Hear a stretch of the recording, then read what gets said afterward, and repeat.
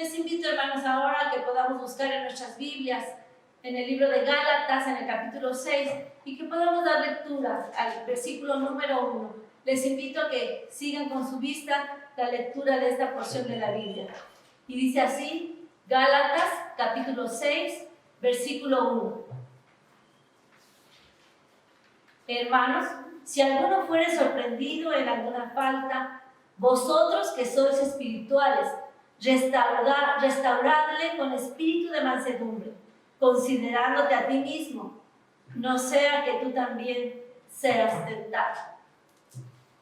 Y damos tiempo a nuestro pastor, el presbítero Elías Gómez García, para que nos hable a través del mensaje que en esta tarde tiene preparado para con nosotros, con el tema Restaura humildemente.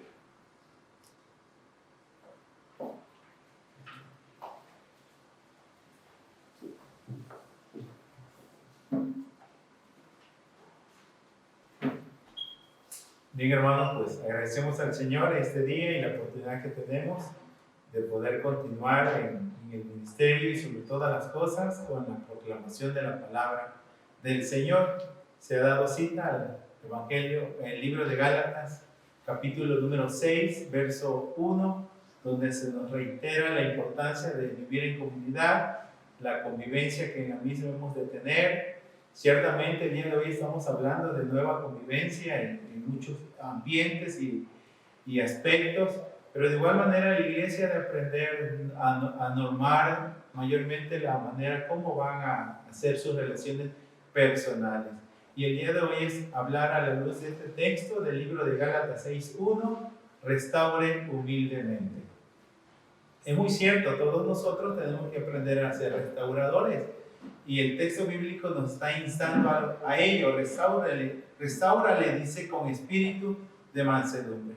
Quiero citar el pensamiento de William Barclay en uno de los comentarios al libro de Gálatas, especialmente el libro de Gálatas 6.1, y él expresa lo siguiente: Pablo conocía muy bien los problemas que surgen en cualquier sociedad cristiana. Diversas personas y hasta las buenas personas también resbalan. Ahora bien, el peligro de los que están tratando de vivir de veras la vida cristiana es que tienen la tendencia de juzgar duramente las caídas de los demás. Hay un elemento de dureza en muchas buenas personas. Hay muchas buenas personas a las que no se puede ir a llorar en su hombro o confesarle una experiencia de fracaso o derrota. Mostrarían muy poca simpatía. Pero Pablo dice que si una persona da un traspiés, el verdadero deber cristiano es ayudarla a que se ponga en pie otra vez. Pablo nos insta a decir que cuando veamos a un hermano caer en una falta, haremos bien en decir: ese, si no hubiera sido por la gracia de Dios, sería yo. La importancia de restaurar entonces está inmersa dentro de este texto bíblico, y para ello quiero hacer alusión a algunas expresiones de las cuales considero que Pablo fue trabajando su idea o hilando su pensamiento para llevarnos a decir que hemos de restaurar humildemente. Primero, partir de la expresión con la cual inicia el verso 1, la expresión hermanos, lo cual considero que está aludiendo a la comunidad cristiana o a la comunidad de fe. En la presentación de esta carta, el apóstol Pablo, quien se identifica como el autor de la misma, expresa que junto a él existen algunos hermanos. Es el capítulo 1, verso 2, que lo expresa así. Verso 1 y 2, Pablo apóstol, no de hombres ni por hombres, sino por Jesucristo y por Dios el Padre, que lo resucitó de los muertos, y todos los hermanos que están conmigo, a las iglesias de Galacia. Por lo que es consciente que es parte de algo más allá de lo local. Él considera que es parte de la iglesia de Cristo, y que esta iglesia está presente en diversos lugares, en diversos contextos, y algo sorprendente: es la misma de la cual nosotros conformamos, la cual podemos llamarle que es la comunidad de fe. Se considera que la iglesia en ese tiempo era una institución auténticamente solidaria. Por lo que se espera que la iglesia, como una comunidad que es, por medio de quienes la conformamos, pueda amar y pueda compartir. Donde los que caen sean levantados y las cargas de muchos sean aligeradas, debido a lo que podemos llamarle la ayuda mutua. Pablo, por lo cual, no está aludiendo a personas ajenas o extrañas a la comunidad de fe, sino específicamente está aludiendo a un hermano, a alguien que es parte de nosotros. Pues es a ellos que les escribe, y posteriormente de expresar hermanos, usa la frase en el capítulo de Gálatas 6:1, diciendo, si alguno fuere. Y esa expresión, por lo tanto, nos alude a alguien que está cercano y que sabemos identificar. Ahora, aquí hay un detalle. No sabemos a ciencia cierta quién es aquel hermano que pudiera incurrir en alguna falta. Pero en tales circunstancias, la iglesia debe de aprender y a saber cómo proceder si se presentase una situación de tal magnitud. Posteriormente a hablar de la comunidad cristiana, Pablo va a hacer un señalamiento hacia una falta. Específicamente usa la expresión sorprendido en alguna falta. Si alguno fuere sorprendido en alguna falta. Así que dentro de la misma iglesia existe también faltas o la falta incurrida. En vez de decir, te lo dije, Pablo insta a la iglesia y a los hermanos en la fe a que nos ayudemos en nuestro caminar en el Señor. Tal ayuda consiste en llevar luz donde las tinieblas han querido ganar nuevamente terreno y han cegado a uno de nuestros hermanos, interfiriendo en su buen proceder. Hemos de tener presente las mismas palabras del Señor Jesús, el cual le dio una importancia a estar bajo expectativa o a estar en vela. Él mismo, en un registro en el libro de Mateo 26:41, instó a sus discípulos al hecho de velar y orar para no entrar en tentación. Ahora, aún con tal recomendación que pudiéramos tener presente, pudiese que alguno de nuestros hermanos fuere sorprendido en alguna falta. No se da detalle alguno en relación a cómo fue que este hermano se vio envuelto en esta situación o pudiese estar envuelto en una situación de esta magnitud. Lo que sí podemos pensar a la luz del contexto en el cual Pablo escribe, que es el libro de Gálatas, que consta de 6 capítulos, es pensar que esta persona no ha sido del todo constante en su andar en el espíritu, antes bien ha ido cediendo terreno a los deseos de la carne. Es en el capítulo número 5 del libro de Gálatas, versos 16 al 18, que Pablo escribió a la iglesia de esta manera: digo pues, andad en el espíritu y no satisfagáis los deseos de la carne, porque el deseo de la carne es contra el espíritu y el espíritu es contra la carne, y estos se oponen entre sí para que no hagáis lo que quisierais. Pero si sois guiados por el espíritu, no estáis bajo la ley. Por lo que podríamos pensar que esta situación lo fue haciendo vulnerable, debido a que no dejó de poner atención a su propia conducta, a tal grado que esto lo hizo proclive a caer o a incurrir en alguna falta. Como ya hemos señalado, no se señala con especificidad cuál es la falta en la cual el hermano incurrió. Tenemos todo un catálogo que Pablo ya ha dado en el capítulo 5, del versículo 19 al versículo número 21, encontramos lo que podríamos llamarle las obras de la carne.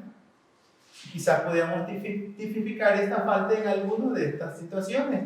Bueno, el texto dice: manifiestas son las obras de la carne, que son adulterio, fornicación, inmundicia, lascivia, idolatría, hechicerías, enemistades, pleitos, celos, iras, contiendas, disensiones, herejías, envidias, homicidios, borracheras, orgías, cosas semejantes a estas, acerca de las cuales os amonesto, como ya os he dicho antes, que los que practican tales cosas no heredarán el reino de Dios. Y es categórico Pablo al decir que los que practican tales cosas no heredarán el reino de Dios, lo cual indica que la falta que Pablo está aludiendo probablemente no esté dentro de este catálogo. ¿Debido a qué? Bueno, que la falta que se está hablando aquí no supera los cánones aprobados por la iglesia, a través de los cuales se rige el buen proceder cristiano.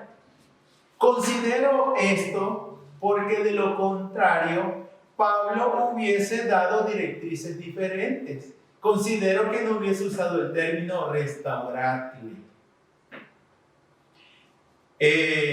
Debido a que en casos diferentes al que se está citando aquí, especialmente en la iglesia de Corinto, Pablo dio directrices muy diferentes a lo que está diciendo aquí. Aquí dijo: saquen a esa persona dentro de la comunidad. Habló con términos con acciones más drásticas. Específicamente quiero citar primera carta a los Corintios, capítulo número 5, versículo 9 al 13. En esta carta el apóstol Pablo va a hablar acerca de esta situación. 1 Corintios 5, versos 9 al 13. Ante una situación de inmoralidad, el texto bíblico va a decir así: os he escrito por carta que no os juntéis con los fornicarios. No absolutamente con los fornicarios de este mundo, o con los ávaros, o con los ladrones, o con los idólatras. Pues en tal caso no sería necesario salir del mundo. Más bien os escribí que no os juntéis con ninguno que, llamándose hermano, fuera fornicario, o avaro, o idólatra, o maldiciente, o borracho, o ladrón. Con el tal ni aun comáis. Porque ¿qué razón tendría yo para juzgar a los que están fuera? ¿No juzgáis vosotros a los que están dentro? Porque a los que están fuera Dios los juzgará. Quitad pues a ese perverso de entre vosotros. Y ahí no es lo mismo que está diciendo. Ahí está diciendo: ni aun juntéis con él y sacad ese perverso entre vosotros. Hay medidas drásticas, disciplinarias en relación al caso. Ahora, para hacer tal acción, el texto bíblico va a indicar quiénes pueden o las van a ejecutar. El libro de Gálatas, por lo tanto, retornando a este texto bíblico, ha dicho: si alguno fuera sorprendido en alguna falta, va a decir: vosotros que sois espirituales. ¿Quiénes son los indicados para restaurar o para tratar el caso? Bueno, Pablo los identifica solamente con el término los espirituales. A la luz de lo dicho en textos anteriores, como es el capítulo 5 del libro de Gálatas, versos 24 y 25. Pero los que son de Cristo han crucificado la carne con sus pasiones y deseos. Y si vivimos por el Espíritu, andemos también por el Espíritu. Los que son de Cristo y los que viven y andan conforme al Espíritu. Pero también podemos señalar que son aquellos en el cual se hace de manifiesto el fruto del Espíritu, como lo expresa el verso 22 y 23 de este capítulo 5. Mas el fruto del Espíritu es amor, gozo, paz, paciencia, benignidad, bondad, fe, mansedumbre, templanza. Contra tales cosas no hay ley. De lo contrario, Pablo tendría que apelar a algún tribunal que pudiera ejercer justicia alguna en cuanto al ofensor, porque hay ofensas que sobrepasan y prácticamente van en contra del honor de Cristo, del honor de su iglesia, y que ponen en tela de duda toda bondad y amor y gracia y perdón de Dios en la vida de las personas. Es en sí entonces que los espirituales son los que han comprendido el llamado de caminar en el Espíritu, son guiados por el Espíritu, los que han cedido a las directrices dadas por el Espíritu y han denegado poder alguno a la carne. Han entendido la correlación entre el vivir y el andar en el Espíritu. En la vida de los tales, como ya se ha leído en el verso 22 y 23, el fruto del Espíritu Santo es marcadísimo. ¿Y por qué es marcadísimo? Bueno, el versículo número 26 dice que ese fruto del Espíritu, el andar en el Espíritu, el denegar poder alguno a la carne, ha hecho que estas personas ya no sean vanagloriosos, controvertidos e envidiosos. Capítulo 5, verso 26 dice: no nos hagamos vanagloriosos, irritándonos unos a otros y envidiándonos unos a otros. De igual forma, se podría pensar que estos, fuera del libro de Gálatas, son los que procuran vivir rectamente y que se han dado la tarea de sacar primero la viga de su propio ojo antes de sacar la paja del ojo de su hermano. Ya hemos expresado este principio bíblico en el libro de Mateo 7, del 3 al 5, con anterioridad, bajo el tema: saque primero la viga de su ojo. Los espirituales, ¿qué deben de hacer ellos? Según el libro de Gálatas 6:1 nos dice: vosotros que sois espirituales, restauradle. Y aquí procede a la restauración. Esta acción en concreto, indicada por Pablo en esta situación, es la restauración. Si recordamos, la instrucción del Señor Jesús en pro de la reconciliación fue la de ir con el hermano, reprenderle sin perder de vista la finalidad de tal reprensión, que era la de ganar al hermano.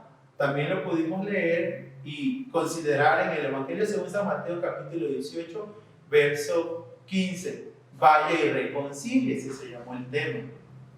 Así como él mismo restauraría, hablando de Jesús, a uno de sus discípulos. Este fue a Pedro cuando le negó.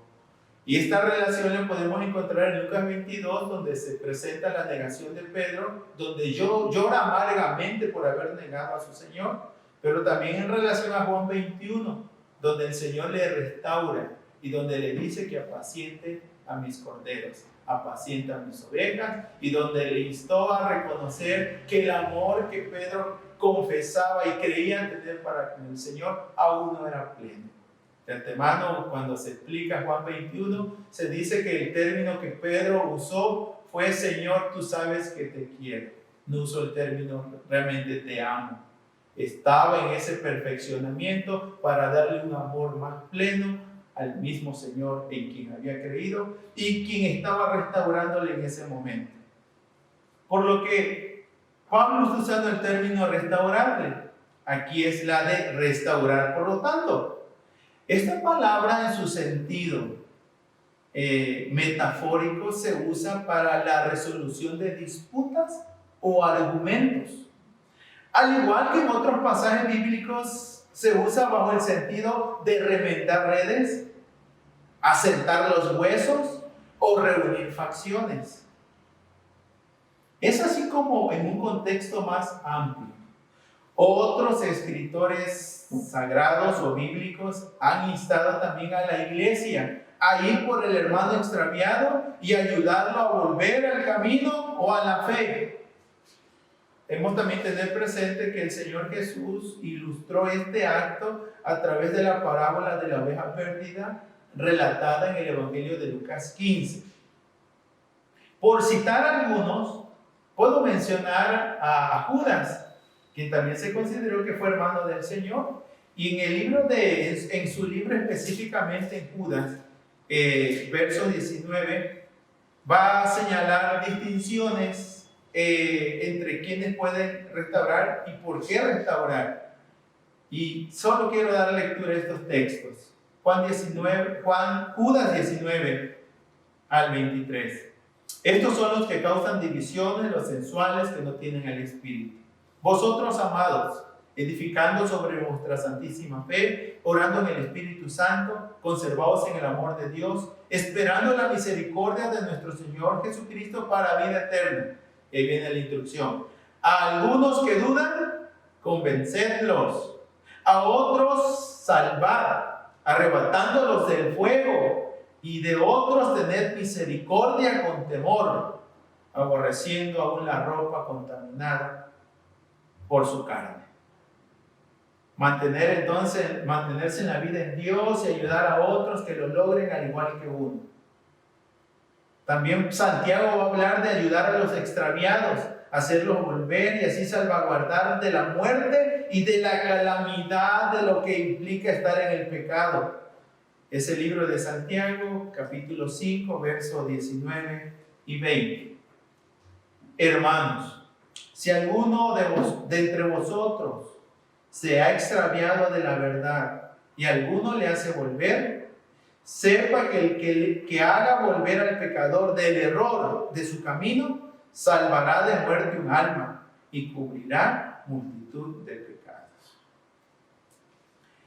Al unísono también con lo que ya Judas y Santiago, es el mismo Pablo, pero ya no en Gálatas, sino en la segunda carta de Timoteo, instruyendo hacia Timoteo, donde le va a hablar específicamente, va a decirle que el líder debe ejercer la templanza en aras de que las personas vuelvan a la verdad, vivan en la libertad y de esta manera lleven una vida verdaderamente en Cristo. En este texto bíblico, Pablo lo expresa de esta manera. 2 Timoteo 2, verso 23 al 26. Pero desecha las cuestiones necias e insensatas, sabiendo que engendran contiendas. Porque el siervo del Señor no debe ser contencioso, sino amable para con todos, apto para enseñar, sufrido, que con mansedumbre corrija a los que se oponen, por si quizá Dios les conceda que se arrepientan para conocer la verdad y escapen del lazo del diablo en que están cautivos a voluntad de Él. Por lo que no podemos pasar por alto que a la luz de este texto de la Escritura tenemos que tomar en cuenta que Pablo insta a la iglesia, a los hermanos a tratarse unos a otros, pero de igual manera ayudarse unos a otros. Bueno, en la iglesia existe una variedad también de personas. El libro de Romanos identifica a los débiles en la fe, a los fuertes en la fe, a los maduros, aquellos que todavía no tienen mucha estabilidad en su fe. En la primera carta de Tesalonicenses, capítulo 5, verso 14, Pablo también hace mención de que existen una variedad de personas que integran la misma iglesia. Las condiciones, por lo tanto, de vida variarán entre un hermano y otro. En este texto bíblico, él va a señalar lo siguiente: también os rogamos, hermanos, que amonestéis a los ociosos, que alentéis a los de poco ánimo, que sostengáis a los débiles, que seáis pacientes para con todos. Pablo señaló que en la iglesia existe una variedad de hermanos con los cuales también debemos ejercitar mucha paciencia. Las condiciones a las que pudiéramos acostumbrarnos algunos de nosotros pueda permitir que seamos presa fácil del pecado o del error. Es así entonces como en el libro de Gálatas, capítulo número 6, versículo número 1, Pablo ha instado e instruido a la iglesia, a los hermanos, que vosotros que sois espirituales, dice, se entiende que debería ser la mayoría de la iglesia, ¿sí? Deberían restaurar y dar las directrices. ¿Cómo restaurar entonces? La actitud recomendada por el apóstol Pablo es hacerlo con espíritu de mansedumbre. Eso es lo primero, la indicación, la actitud recomendada, espíritu de mansedumbre. Sabemos bien que la Biblia dirige que los padres puedan corregir e instruir en amor, pero también disciplinar y exhortar en el Señor, con amor y en el Señor.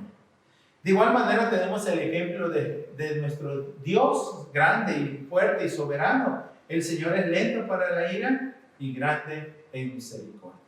Aunado a esto, también va a decir la restauración debe ser con espíritu de mansedumbre, pero también debe ser con consideración propia.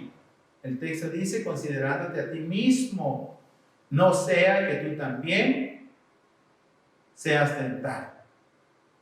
Por lo que hemos de tener una atención continua y diligente a la conducta.